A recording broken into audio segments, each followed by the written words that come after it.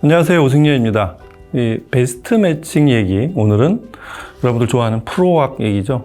프로왁이 제품군이 굉장히 다양하고 각 제품군마다 이제 제품 포트폴리오도 굉장히 넓기 때문에 그런 것들에 대한 관심, 계속 지속적으로 오랜 팬들이 많아서 프로왁 얘기는 항상 재밌습니다.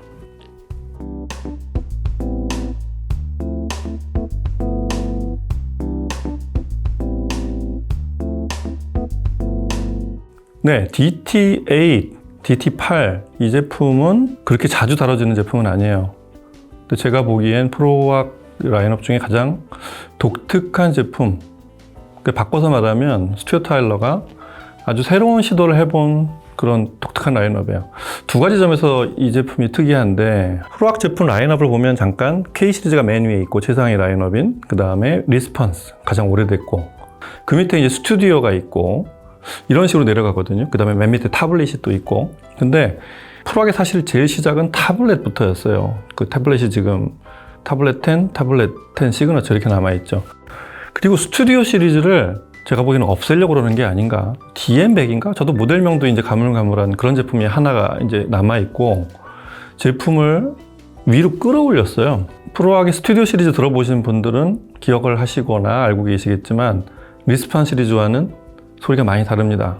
결이 다르고 음색이 좀 다른데, 아마 스튜디오 모니터로 개발이 되어 있다는 그런 특성도 있긴 하지만 원래부터 이 유닛 배열과 유닛의 어떤 성격을 리스폰스와는 좀 많이 다르게 그렇게 배열을 했어요.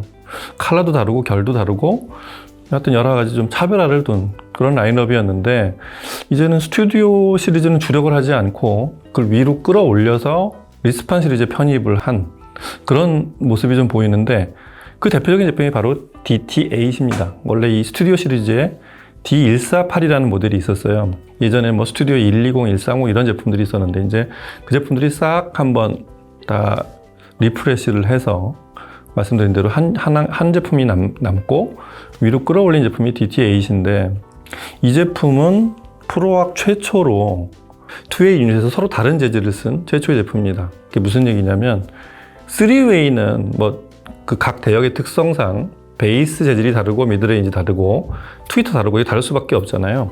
근데 2웨이는 예를 들면 그 톨보이에 보면 위아래 유닛을 두 개를 동시에 쓴, 그러니까 쌍둥이로 가상 동축을 쓰거나 그렇게 배열한 경우가 많은데, 그 두 재질 상하 대칭으로 되어 있는 두 재질을 서로 다른 걸 썼다는 얘기예요. 그렇게 써서 만든 2웨이의 최초 제품이라고 합니다. 어떻게 되어 있냐면, 일단 가운데는 프로왁 전통의 그 스캔스픽 그 1인치 실크 돔을 쓰고요.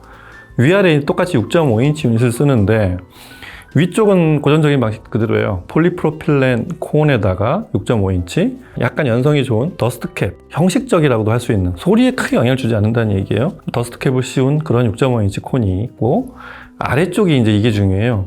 여기에 새로운 시도를 스튜어트 타일러가 한 게, 같은 6.5인치 콘인데 여기에 재질을 좀 특이한 걸 썼고, 더스트캡도 좀 다르게 씌웠어요.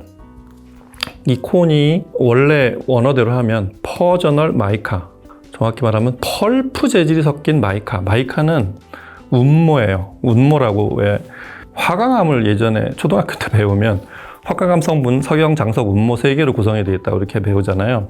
그 중에 그 운모예요. 정확히 말하면 유리 재질이에요. 굉장히 가까운, 그 운모라는 재질을 펼치면 우리가 아는 그런 글래스, 유리 재질이 나옵니다. 근데 열 전도성이 굉장히, 그러니까 열을 이렇게 발산하는 능력이 대단히 뛰어나고, 그래서 유리 재질을 보통 유닛에 쓰는, 그런 미드 베이스에 쓰는 이유 중에 하나인, 열에 강하고 열을 또 받으면 발산을 바로 쉽게 해주는, 사실은 미드 베이스에 쓰기에 이상적인 그런 물성이죠.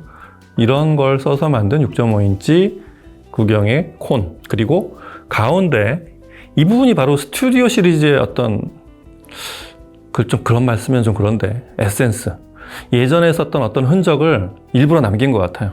난 스튜디오 시리즈에서 왔어요, 딱 이런 느낌. 스튜디오 시리즈가 옛날에 보면 가운데 이만하게 더스트캡을 패브릭으로 덮어요. 그래서 가운데가 환기가 이렇게 잘 되고 전후 동작을 할 때 원활하게 동작할 수 있게 그 부분을 비워놓는데, 음질적으로도 영향이 좀 있습니다. 넓게 패브릭으로 덮고 거기 프로왁이라고 딱 써 있습니다. 그 회사 로고를 써놓은. 이게 원래 스튜디오 시리즈의 시그너처 디자인이었어요. 옛날 프로왁을 기억하시는 분들은 이거 스튜디오 시리즈 아니야? 라고 아마 짐작을 할 수 있을 정도로 그런 어떤 디자인적인 그런 예전의 모습을 남기고 있습니다. 그렇게 해서 톨보이고 그 대역이 낮은 대역이 프로왁답게 28Hz까지인가 내려가죠. 30Hz 미만까지 내려갑니다. 그리고 위는 30kHz까지. 광대역, 풀레인지 대역을 재생하는 그런 2-way 3유닛 스피커가 되어 있습니다. 그리고 이 프로왁 리스판 시리즈의 톨보이들의 그 어떤 포맷처럼 아래쪽으로 다운 파일을 한 다음에 측면으로 공기를 배출하게 되어 있는, 리플렉팅을 하게 되어 있는 이런 구조를 하고 있어요. 리스판 시리즈가 이제 K 시리즈가 위에 생긴 다음에 라인업이 훨씬 많이 늘었어요. 그래서 위로부터 보면 뭐 D48, 30, 20 그거에 이제 리본 트위터로 바뀌면 또 R 버전, D 버전, 뭐 이렇게 S 버전 그리고 이제 DT8이 있고 그 밑에 DB가 또 있죠. 모델이 DB1, DB2 한 7, 8개 종류가 되는 제일 폭이 넓은 그 프로왁의 중추 라인업이 되어 있습니다. 그 중에서 DT8은 어떤 면에서는 상위 D48 같은 제품의 D48, 28 이런 제품들의 어떤 에센스를 그대로 이어받은 그런 포맷을 하고 있고요. 그래서 이 DT8은, DT8은 어떻게 재생을 하는 게 좋은지 성향은 리스판 시리즈지만 어딘가 재질이 다른 두 개의 유닛을 6.5인치 재질을 하나는 PP, 하나는 그 운모를 쓴 이런 재질을 드라이브하는 거. 그래서 어떤 소리가 나는지 이 제품을 들어보면 상위 D48, 28, 18 이런 제품들은 기본적으로 리스폰 시리즈는 어떤 풍성함과 다이나미즘 이런 거를 굉장히 중요하게 생각했었어요. 그래서 보트용 나무를 쓰고 안에 비투맨이라는 그 접합면을 전부 다 아주 실링을 하죠. 밀봉을 해서 공기를 압축시켜서 대단하게 호쾌한 소리를 내는 게 그게 프로왁을 환호했던 90년대 프로왁을 만들었던 그런 명성을 만들었던 그런 어떤 포인트인데 다변화를 하다 보니까 서로 좀 성향이 좀 다른 제품들이 이제 포트폴리오가 생겨났고 그런 와중에도 리스판 시리즈는 그런 지금 같은 어떤 다이나미즘과 어떤 호쾌함, 오디오적 쾌감을 주는 이런 것들에 최적화되어 있는 그런 포맷을 하고 있기 때문에 그 정신을 살려서 들어야 됩니다. 예전에는 대출력 진공관 앰프를 많이 썼다고 제가 말씀드렸잖아요. 그래서 초기에는 오디오 리서치랑 아예 그냥 페어처럼 같은 어디 전시회를 나가도 항상 그렇게 돌아다녔던 게 리스판 시리즈였는데 이제 시간이 그로부터 약 30년, 40년이 흐르다 보니까 리스판 시리즈의 소리도 달라졌고 결도 달라졌고 앰프도 굉장히 다변화했습니다. 지금 시점에서 이 DT8을 제대로 재생을 한다는 의미는 조금은 양감과 다이나믹을 호쾌하게 살려주되 좀 저역의 해상도도 기여를 해야 되고 위에 그 특유의 패브릭 실크돔은 다이나미즘이 뛰어난 아주 숨가쁜 다이나믹을 내면서도 아주 클래식 현악기 소리를 잘 내주는 이게 프로왁의 정신이었단 말이죠. 그래서 이런 것들을 앰프에서도 반영을 해줘야 되는데 그게 인티앰프 03이에요. 일단 이상적으로만 놓고 봤을 때 버메스터의 특유의 댐핑이 있어요. 파워 핸들링이 크게 갔대.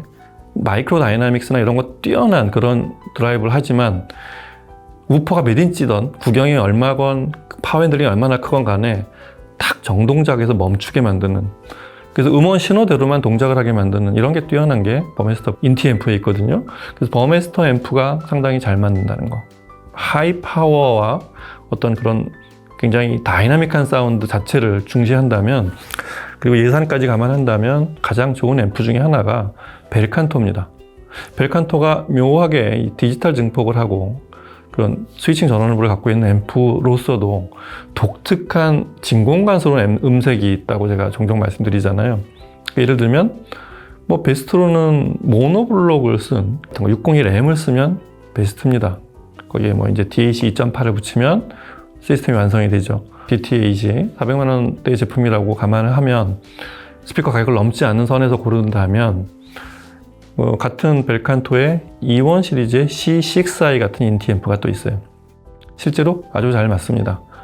그래서 이런 벨칸토를 프리파워 조합과 인티앰프 조합으로 쓰는 방법. 그 다음에 원래 프로악의 소리를 여기까지 끌어올릴 수 있다는 차원에서 한번 들어본다면 어메스터 인티앰프 같은 이런 제품까지도 가능한 게 DT8의 사운드를 끌어내는 그런 좋은 조합이라는 그런 얘기를 해드리고 싶습니다. 저역을 그냥 풍성하게 듣는 분들도 많아요. 근데 프로악 키트를 이렇게 제품이 와서 박스를 뜯어보면 프로악이라는 회사는 그 바닥 스파이크, 인슐레이팅에 굉장히 많은 신경을 쓰고 있다는 걸 아실 거예요. 꽤 좋은 스파이크를 별도로 그것만 따로 팔아도 한 가격이 꽤 비싸 보이는 이런 걸 별도로 편성을 하고 있는데 그거 꼭 끼워 쓰셔야 되는 이유가 밑에서 이 다운팔이를 하는 엄청난 에너지와 옆 측면으로 빠져나가는 이런 리플렉팅 이런 걸 견딜 수 있을 만한 그래서 맨바닥에 전체 그 바닥면을 다 붙여 쓰시면 부스팅이 굉장히 이뤄요. 근데 어떤 분들은 보면 지금 이게 다운파링을 하고 옆으로 측면으로 배출한 디자인이 왜 그렇게 생겼냐면 처음에 전부 다 덕트가 뒤에 있었어요, 프로악은.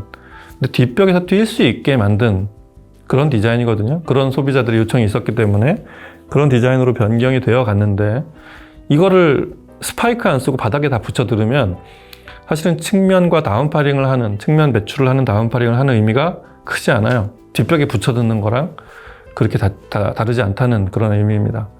그래서 꼭 인슐레이터, 저 스파이크를 제작 프로악 박스에 들어있는 걸 쓰시고 그 다음에 가능한 벽에서도 어느 정도 거리를 두고 쓰시면서 지금 같은 앰프들을 써보면 베이스에 해상도가 생길 거예요.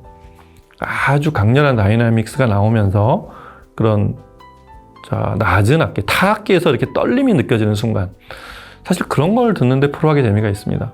프로악 스피커들을 이렇게 여러 단계가 있어요. 처음으로 사는 내 외산 스피커 이걸 샀을 때 나오는 그런 어마어마한 소리 그거에 압도되려고 프로악을 사는 경우들이 굉장히 많은데 그때는 저역의 해상도니 뭐니 이런 거 의식할 수가 없어요. 사실은 없을 가능성도 높고 그리고 앰프가 그렇게 중요하지 않습니다. 일단은 소리가 다이나믹하게 나오면 와 이러면서 들었던 게 우리 20, 30대 듣던 프로악이었다고 한다면 프로악의 이제 어떤 매력은 뭐냐면 그로부터 시간이 20년, 30년이 지나서도 야 프로악은 그 다음에 이런 소리도 낼 수 있었구나. 그러니까 그때는 미처 몰랐던 이런 소리를 들으시려면 그런 앰프들을 잘 배합을 해서 쓰는 그런 재미가 있는 스피커입니다.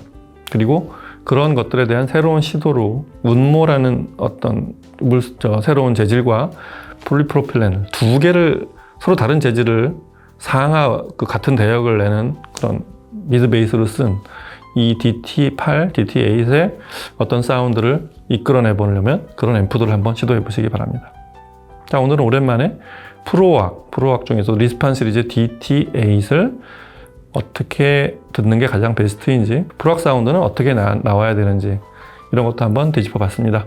다음 시간에 다른 제품과 매칭으로 찾아뵐게요. 감사합니다.